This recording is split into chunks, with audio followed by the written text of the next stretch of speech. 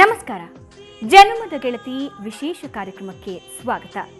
Cinema ನಟ ನಟಿಯರು ಸಿನಿಮೀಯ ರೀತಿಯಲ್ಲೇ ಪ್ರೀತಿ ಮಾಡೋದು, ಮದುವೆಯಾಗೋದು ತೀರಾನೇ ವಿರಳ.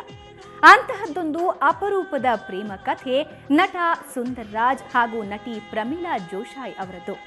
ಆರಂಭದಲ್ಲಿ 3 ಚಿತ್ರಗಳಲ್ಲಿ ಒಟ್ಟಿಗೆ ಕಾಣಿಸಿಕೊಂಡ ಈ ಜೋಡಿ ವೈವಾಹಿಕ ಬದುಕಿಗೆ ಕಾಲಿಟ್ಟ ರೀತಿ ನಿಜಕ್ಕೂ ಒಂದು ಸಿನಿಮಾ ಕಥೆಯಂತಿದೆ. ಅದು ಕಾಕತಾಳೀಯವೋ ಅಥವಾ ದೈವ ಸಂಕಲ್ಪವೋ ಗೊತ್ತಿಲ್ಲ. ಆದರೆ ಸುಂದರ್ ರಾಜ್ ಅವರ ಬದುಕಲ್ಲಿ ಪ್ರಮೀಳಾ ಅನ್ನೋ ಜನ್ಮದ ಗೆಳತಿ ಬಂದಿದ್ದೇ ಒಂದು ಇಂಟ್ರೆಸ್ಟಿಂಗ್ ಸ್ಟೋರಿ.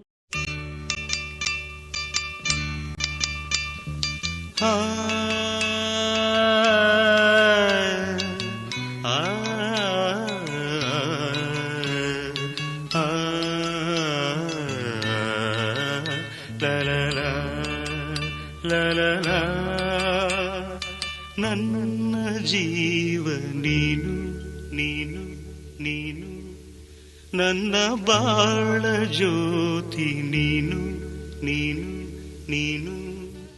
ನಮ್ಮಿಬ್ಬರ ಪರಿಚಯ ಮೊದಲಾಗಿದ್ದು ತಪ್ಪಿದ ತಾಳ ಅಂತ ಒಂದು ಸಿನಿಮಾ ಮೂಲಕ. ಅದು ಕೆ ಬಾಲಚಂದರ್ ಅವರ ಒಂದು ನಿರ್ದೇಶನದಲ್ಲಿ ಆದಾಯಿತು. ಅದು ನನ್ನ ಮೊದಲನೇ ಕಮರ್ಷಿಯಲ್ ಸಿನಿಮಾ ಅಂತಲೇ ಹೇಳ್ಬೋದು. ತಪ್ಪಿದ ತಾಳ ಮಾಡುವಾಗ ಅದರಲ್ಲಿ ನನಗೆ ನಾಯಕಿಯಾಗಿ ಇವರು ಅಭಿನಯಿಸ್ತಾಯಿದ್ರು. ಆವಾಗ ಫಸ್ಟ್ ಟೈಮ್ ನನ್ನ ಭೇಟಿ ಆಯಿತು. ಅವಾಗ ಮಾತುಕತೆ ಅಷ್ಟೇನಿರಲಿಲ್ಲ, ಏನಿಲ್ಲ, ಹಲೋ ಹಲೋ ಅಂತಿದ್ದು. ಆರ್ಟಿಸ್ಟ್ ಹತ್ರ ಏನು ಹಂಗೆ ಆ ರೀತಿನೇ ಇದ್ವು. ಎಲ್ಲೋ ಒಂದು ಕಡೆ ಆ ಪಾತ್ರ ಈಗಲೂ ನೆನೆಸ್ಕೊಂಡಾಗ ನಂಗೆ ನಗು ಬರುತ್ತೆ. ಯಾಕೆ ಅಂತಂದರೆ ಆ ಪಾತ್ರದಲ್ಲಿ ಏನು ಅಂದರೆ ಇವರು ಸುಮ್ಮನೆ ಗೇಲಿ ಮಾಡಿ ರೇಗಿಸ್ಕೊಳ್ಳೋದು, ಒಂಥರ ಹುಡುಗಿರಿಗೆ ಇದು ಮಾಡೋದು, ಆ ರೀತಿ ಕ್ಯಾರೆಕ್ಟರ್ ಇತ್ತು. ಇವರು ಮುಂದೆ ಹೋಗ್ತಾ ಇರ್ತಾರೆ, ಹಿಂದೆ ಓಡಿ ಓಡಿ ಹೋಗೋದು ನನ್ನ ಪಾತ್ರ. ಅಂದರೆ ಆಗಲೇ ಓಡಿ ಓಡಿ ಓಡಿ ಬಂದೆ. ಇವರು ಅದರಲ್ಲಿ ರಜನಿಕಾಂತ್ ಸಿಸ್ಟರ್, ರಜನಿಕಾಂತ್ ಹೀರೋ ಆ ಪಿಕ್ಚರ್ಗೆ, ಸರಿತಾ ಹೀರೋಯಿನ್ನು. ನಾನು ಸರಿತಾ ಹಿಂದೆನೂ ಬಿದ್ದಿರ್ತೀನಿ, ಇವರು ನನ್ನ ಹಿಂದೆ ಬಿದ್ದಿರ್ತಾರೆ. ಅದರಲ್ಲಿ ಇವರು ಬಂದ್ಬಿಟ್ಟು ಕ್ರಿಶ್ಚಿಯನ್ ಪಾತ್ರನೇ, ಅಂದರೆ ಕ್ರಿಶ್ಚಿಯನ್ ಇದು. ನಾನು ಅದ್ರಲ್ಲಿ ಹಿಂದೂ, ನಿಜ ಜೀವನದಲ್ಲೂ ನಾನು ಹಿಂದೂ, ಇವರು ಕ್ರಿಶ್ಚಿಯನ್ನು. ಬಂಗಾರದ ಜಿಂಕೆ ಸಿನಿಮಾ ಆಗುತ್ತೆ. ಬಂಗಾರದ ಜಿಂಕೆನಲ್ಲಿ ನಾನು ಕ್ರಿಶ್ಚಿಯನ್ನು, ನನ್ನ ಹೆಸರು ಪೀಟರ್ ಅಂತ. ಇವರು ಲಂಬಾಣಿ ಹುಡುಗಿ ಇವರು. ಸೊ ಅಲ್ಲಿ ಇವರು ಟರ್ರು ಅಂತಾರೆ, ಪೀಟರ್ ಅಂತ ಫುಲ್ ಹೇಳಲ್ಲ, ಟರ್ರು ಅಂತಾರೆ. ಸೊ ಆಮೇಲೆ ಅದರಲ್ಲಿ ನಾನು ಇವರಿಂದ ಬೀಳ್ತೀನಿ. ಇದಾದ ಮೇಲೆ ಇನ್ನೊಂದು ಸಿನಿಮಾ ಆಗುತ್ತೆ, ನಾಗಾಭರಣನೇ ಡೈರೆಕ್ಟರ್ ಅದಕ್ಕೆ. ಅದು ಬ್ಯಾಂಕರ್ ಮಾರ್ಗಯ್ಯ ಅಂತ. ಅದರಲ್ಲಿ ನಾನು ಬ್ಯಾಂಕರ್ ಮಾರ್ಗಯ್ಯನ ಮಗ, ನಾನು ಅಂದರೆ ಲೋಕೇಶ್ ಅವರ ಮಗ, ಓದಲ್ಲ ದಡ್ಡ. ಅಲ್ಲಿ ಸಿನಿಮಾ ಮನೆ ಬಿಟ್ಟು ಓಡೋಗ್ಬಿಟ್ಟು ಸ್ಟುಡಿಯೋ ಸೇರ್ಕೊಂಡ್ಬಿಡ್ತೀನಿ. ಸ್ಟುಡಿಯೋನಲ್ಲಿ ಸೇರಿಕೊಂಡಾಗ ಇವರು ಅದ್ರಲ್ಲಿ ಹೀರೋಯಿನಾಗಿ ಬರ್ತಾರೆ ಪಾಠ ಮಾಡೋಕ್ಕೆ.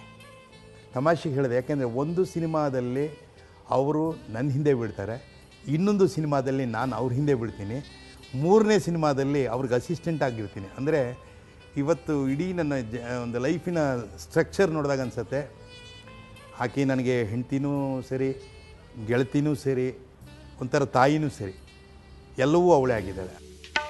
ನನ್ನ ಜೀವ ನೀನು, ನನ್ನ ಬಾಳ ಜ್ಯೋತಿ ನೀನು, ನಿನ್ನ ಕಣ್ಣ ಕಂಬನಿ ನನ್ನಾಡೆ ನೋಡಲಾರೆನು.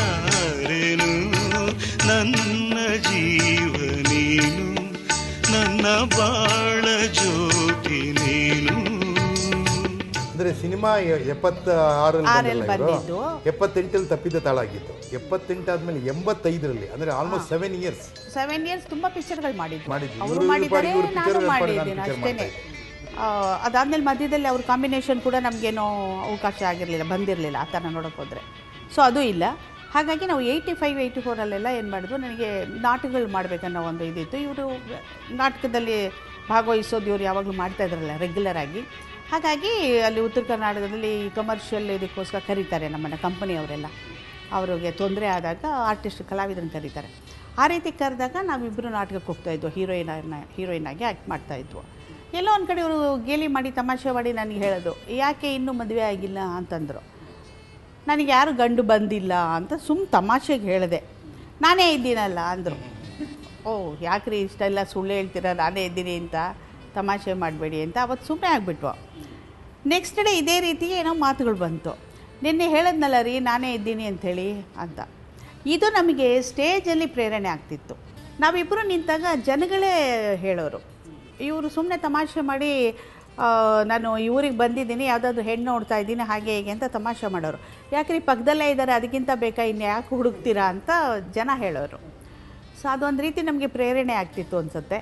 ಸೊ ನಾನು ಅವರು ಅವಾಗ ಒಂದು ದಿನ ಕೂತ್ಕೊಂಡು ಅವ್ರು ಹೇಳಿದ್ರು, ಇಲ್ಲ ಖಂಡಿತವಾಗಿ ಹೇಳ್ತಾ ಇದ್ದೀನಿ, ಸುಳ್ಳು ತಮಾಷೆ ಅಲ್ಲ, ನೀನು ಹ್ಞೂ ಅಂತಂದರೆ ನಾನು ಮದುವೆ ಆಗ್ತೀನಿ ಅಂತ. ಉತ್ತರ ಕರ್ನಾಟಕದ ಆಡಿಯನ್ಸ್ ನಿಜವಾಗ್ಲೂ ಹೇಳಬೇಕು ಅಂತಂದರೆ ನಮ್ಮ ಮದುವೆ ಮಾಡಿಸಿದೆ ಅವರು ಅಂತ ಹೇಳಬೇಕು. ಅವ್ರುಗಳ ಒಂದು ಪ್ರೇರಣೆ, ನಮ್ಮಿಬ್ಬರ ಪ್ರೇರಣೆ ಆಮೇಲಿಂದು ಅವರೇ ಹೇಳೋರು, ನೀವಿಬ್ಬರು ಜೋಡಿ ಚೆನ್ನಾಗಿದೆ, ನೀವು ಯಾಕೆ ಮದುವೆ ಆಗಬಾರ್ದು. ಆಮೇಲೆ ಅವರು ಮನೆಯಲ್ಲಿ ಅವರು ಕನ್ಸಲ್ಟ್ ಮಾಡಿದ್ರು. ಅಫ್ಕೋರ್ಸ್ ನಮ್ಮ ಮನೇಲಿ ಏನೂ ಕಷ್ಟ ಆಗಲಿಲ್ಲ, ಹಿಂದೂ ಧರ್ಮದ ಪ್ರಕಾರನೂ ಆಗಿದ್ದೀವಿ. ಮೂರು ಸರಿ ತಾಳಿ ಕಟ್ಟಿದ್ದೀನಪ್ಪ, ಯಾರಿಗೂ ಈ ಥರ ಮಾಡಿರಲ್ಲ, ನಮ್ಮದೇ ವಿಶೇಷ. ಅದಕ್ಕೆ ಇಷ್ಟು ಗಟ್ಟಿಯಾಗಿರೋದು. ಮೊದಲನೇದು ಒಂದು ರಿಜಿಸ್ಟರ್ ಮ್ಯಾರೇಜ್, ಆಮೇಲೆ ಹಿಂದೂ ಮ್ಯಾರೇಜ್, ಆಮೇಲೆ ಕ್ರಿಶ್ಚಿಯನ್ ಚರ್ಚಲ್ಲಿ ಮ್ಯಾರೇಜ್.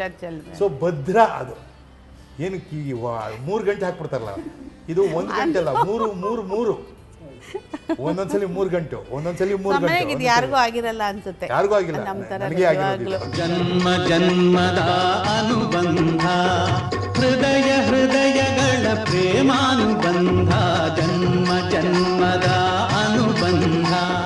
ಸುಂದರ್ ರಾಜ್ ತಮ್ಮ ಜನ್ಮದ ಗೆಳತಿಯ ಬಗ್ಗೆ ಇನ್ನೂ ಸಾಕಷ್ಟು ಇಂಟ್ರೆಸ್ಟಿಂಗ್ ಸ್ಟೋರಿ ಹೇಳಿದ್ದಾರೆ.